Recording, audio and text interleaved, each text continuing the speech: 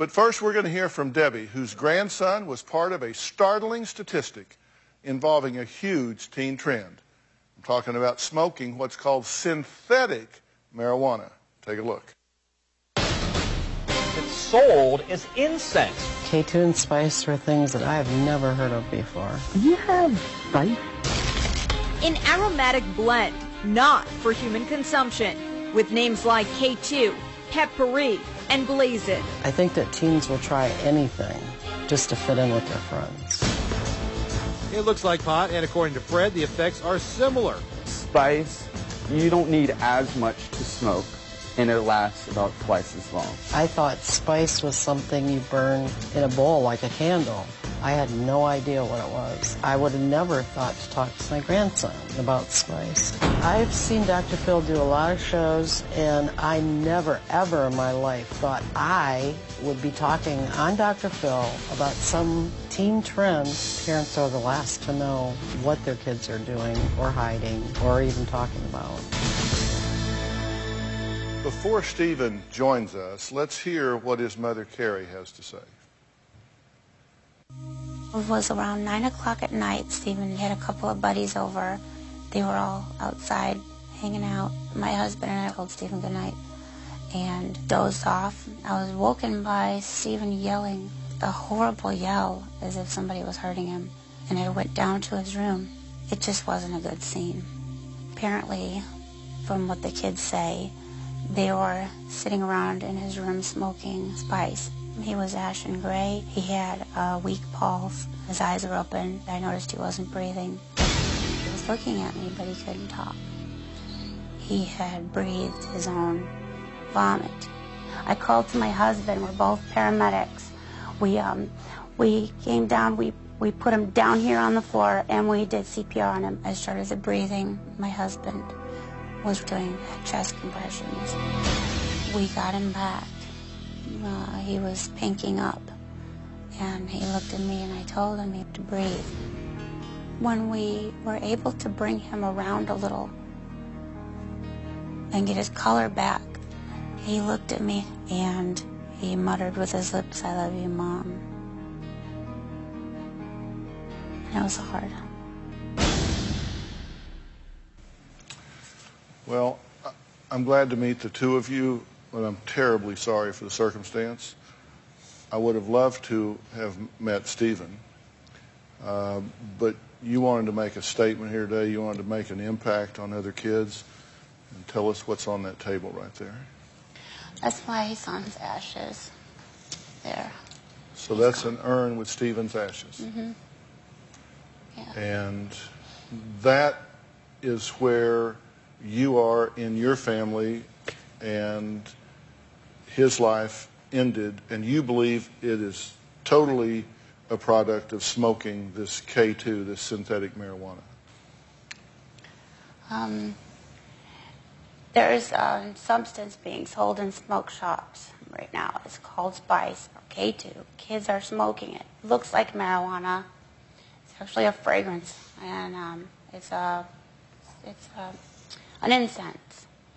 And they get high off of it. They think it's okay because it's legally being sold.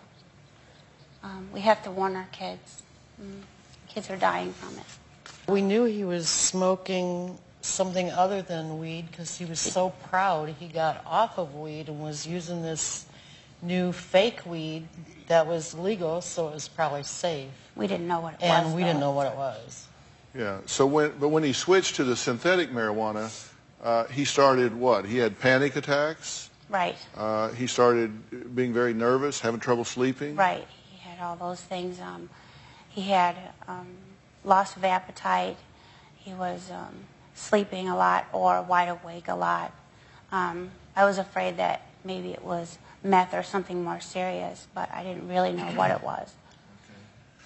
Well, Dr. Travis Stork is here with us today, and many of you know that Dr. Travis Stork is the host of the Emmy Award-winning show, The Doctors.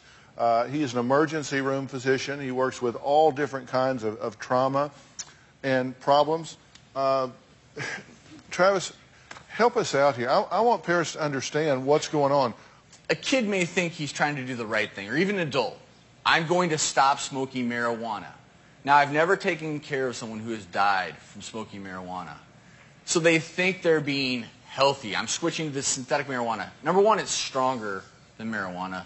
But number two, we don't know what's in it. So you have to teach your kids. Just because it's over the counter doesn't mean it's safe.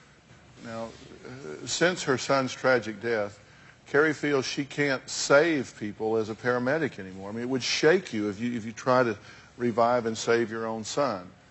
You know, so this has ramifications that go on. Will she be able to move on? I want to talk to her about that when we come back.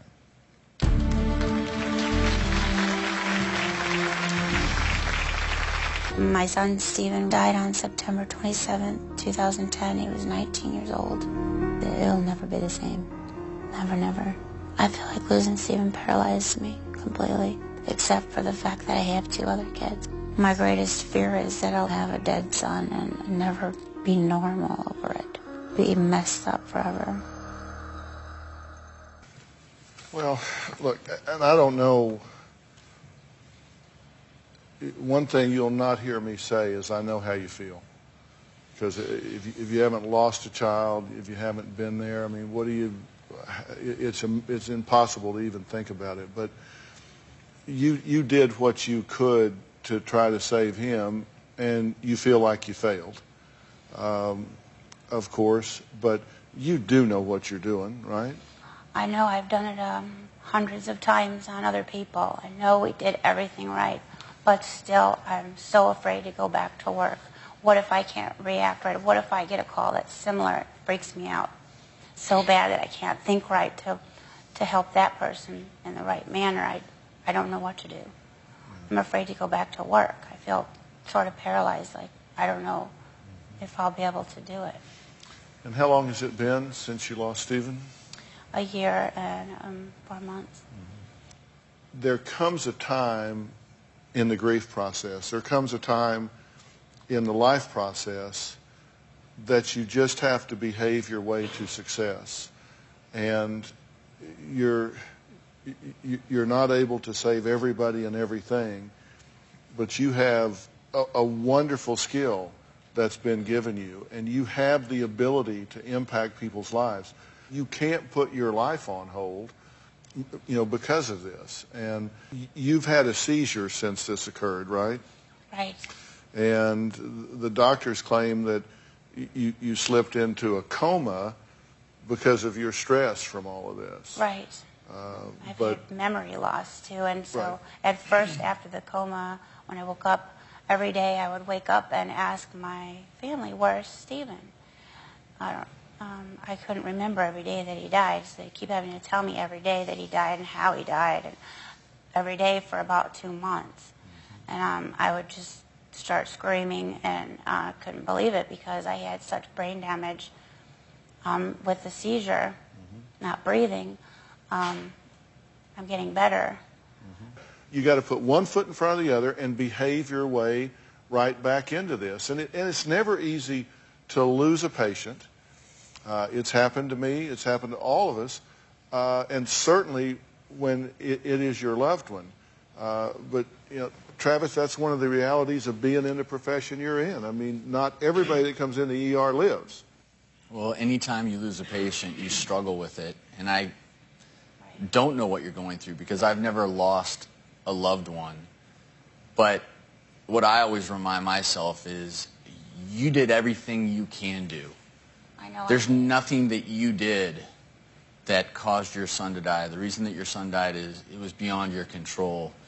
And there may come a day where you save someone's life and pay it forward, and your son would want you to do that. You're in a profession that saves lives. Don't stop doing that. Yeah, I really worry about that. And you know, if someone is lost because you're not there someday, you know, we just never know. But you got to give yourself, you got to require of yourself to step up and get in the game. All right.